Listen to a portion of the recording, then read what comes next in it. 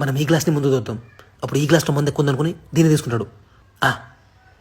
మావా దారా కూర్చో తాగరా.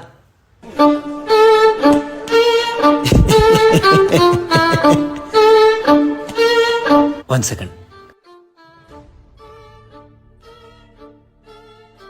సిట్టింగ్లో ఎప్పుడు మీరే ఎందుకు ఎక్కువ తాగుతారు తెలుసా?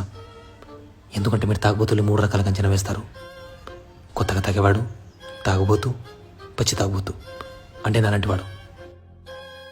ముందుగా కొత్తగా తాగేవాడు.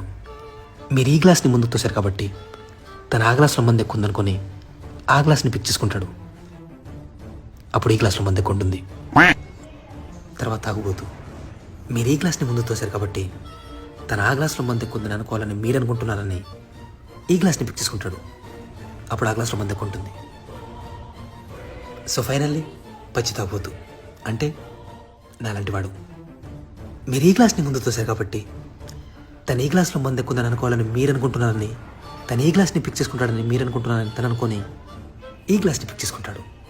అప్పుడు ఈ గ్లాస్లో మంది ఎక్కువ ఉంటుంది. ఎప్పుడైతే మీరు ఈ గ్లాస్ని ముందు తోశారో అప్పుడే నేను పచ్చి తాగుబోతుని ఫిక్స్ అయిపోయారు.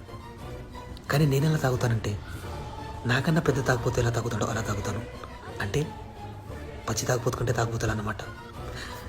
My choice is this glass.